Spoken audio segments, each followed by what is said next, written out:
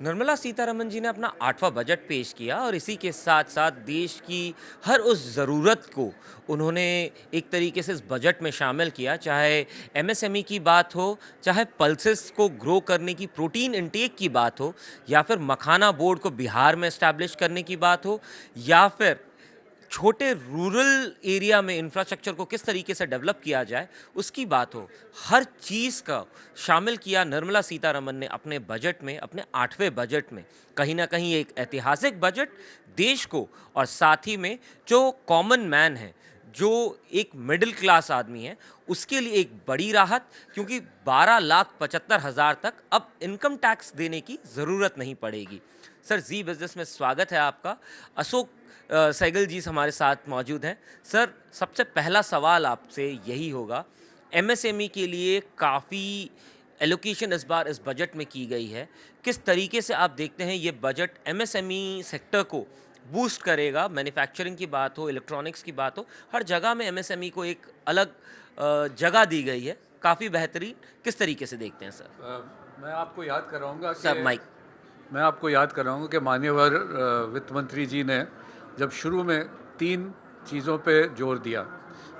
पहला एमएसएमई, दूसरा एक्सपोर्ट्स और तीसरा एग्रीकल्चर। तीनों चीज़ें हैं, ये एमएसएमई के लिए बहुत अहमियत रखती हैं। आपने अभी याद किया कि उन्होंने मखाने की बात की, एग्रीकल्चर की बात की बिहार में। अब वो देखिए कि मखाने उगेंगे, मखाने उगते हैं। आज की तारीख में आप कहीं ख़रीदने जाते हैं तो मखाने वैसे कुदरती तो नहीं होते, उसके बाद उसकी प्रोसेसिंग होती है। उन्होंने फूड प्रोसेसिंग की बात की। वो फूड प्रोसेस तो वो जहाँ से किसान उगाएगा और जाके फाइनल कंज्यूमर के पास पहुँचेगा, उसमें एमएसएमईज़ की बहुत ये अहमियत रहेगी। हर एक स्टेप पे एमएसएमईज़ इन्वॉल्व होंगे। और दूसरी बात, जो ओवरऑल एमएसएमई की आप बात देखें तो उन्होंने जो उसकी एमएसएमई की लिमिट्स को रीडिफ़ाइन किया है। पहले एमएसएमई की कंट्रीब्यूशन जीडीपी, मैन्युफैक्चरिंग जीडीपी में 45% थी। अब जो उसकी डेफिनेशन बढ़ गई है, मुझे उम्मीद है कि 60% तक चली जाएगी। सिमिलरली जो एक्सपोर्ट्स की बात उन्होंने की, एक्सपोर्ट्स में ये जो एमएसएमईज़ का कंट्रीब्यूशन था वो 35% करीब था, अब 50% हो जाएगा। अब ये चीज़ देखते हुए कि भाई एमएसएमईज़ 60% मैन्युफैक्चरिंग जीडीपी में कंट्रीब्यूट कर रही हैं, 35% एक्सपोर्ट्स में कंट्रीब्यूट कर रही हैं, तो जिससे भी एमएसएमई बात करेंगी वो इस बात को ये रखते हुए अपने ध्यान में फिर उनको सपोर्ट करने की कोशिश करेंगे कि भाई ये तो बहुत इम्पॉर्टेंट सेक्टर है। सो इससे जो स्पिन ऑफ बेनिफिट्स होंगे कि भाई एमएसएमई को क्या फैसिलिटी चाहिए और कैसे। दूसरी बात, जो ईज़ ऑफ डूइंग बिज़नेस खास करके वो भी जिक्र हुआ था कि उन्होंने कई चीज़ें डीक्रिमिनलाइज की हैं, कई चीज़ें सिंप्लीफाई की हैं और उसी डायरेक्शन में और करने का उन्होंने प्रॉमिस किया है। तो ये चीज़ें एमएसएमई का बहुत टाइम वेस्ट करती हैं, क्योंकि लार्ज कंपनी होती हैं, कॉरपोरेट्स होती हैं, उनके पास एक्सपर्ट्स होते हैं, वो इस बात से डील कर लेते हैं।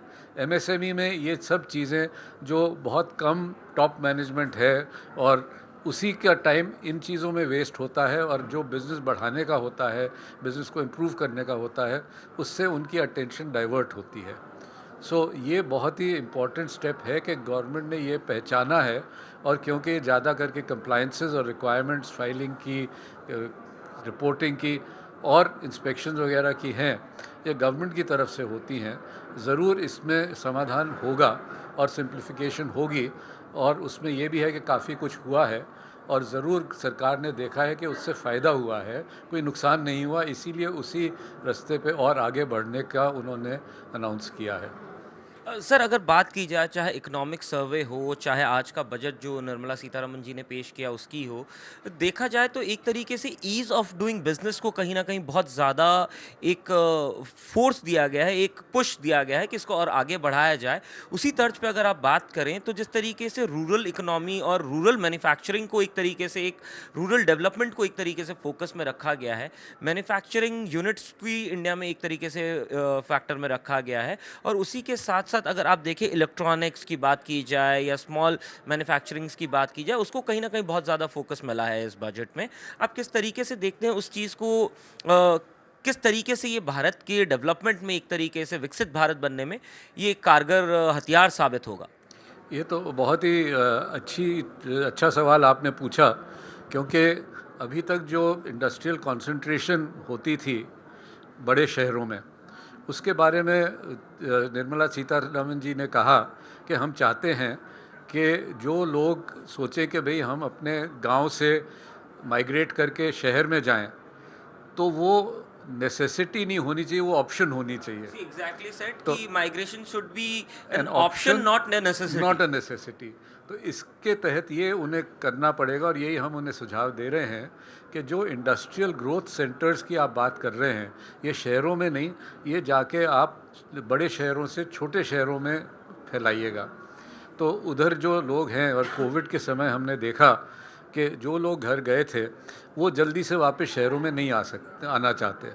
As a result Larsen Toubro जैसी कंपनी कहती है जी हमें लोग नहीं मिलते, कर्मचारी नहीं मिलते। अगर एल&टी जैसी अच्छी कंपनी को नहीं मिलते तो एमएसएमईज़ का क्या होगा, आप इसका अंदाज़ लगा सकते हैं।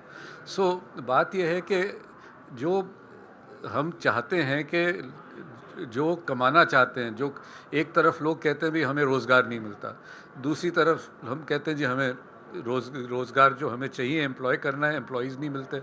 सो इसमें भी उन्होंने एक टच अपॉन किया कि भाई स्किल डेवलपमेंट, एजुकेशन वगैरह पे, तो कि जो लोग प्रोड्यूस हों कॉलेजेस से वो आज की इंडस्ट्रियल नीड से अच्छी तरह मैच हों। सो ये होने से हमारा जो ये इंडस्ट्रियल इंफ्रास्ट्रक्चर एमएसएमईज़ का है, ये ना सिर्फ बड़े शहरों में रहेगा पर पूरे देश में हर जगह फैलेगा। इसको आप कंबाइन करिए जो कि हमारी कम्युनिकेशन वगैरह की बातें हैं, वो लॉजिस्टिक्स, ट्रांसपोर्ट वगैरह पे उन्होंने कहा है कि हम इतना खर्चा करेंगे सड़कों के लिए और वो स्टेट्स को देंगे। तो उससे ये जो डिफ्यूजन है ये पूरे भारत में अच्छी तरह फैलेगा, और कोई ये नहीं होगा कि कहीं कंसंट्रेशन है कि यहाँ अच्छी ये प्रॉस्पेरिटी है और यहाँ पे बैकवर्डनेस है। ये इक्वलाइज होगा और सबको फ़ायदा होगा, और उससे ये है कि ओवरऑल माहौल अच्छा होगा। जी बिजनेस से बात करने के लिए बहुत बहुत शुक्रिया sir. Ashok Singhal ji, thank you so much for talking to us. Thank you, thank you.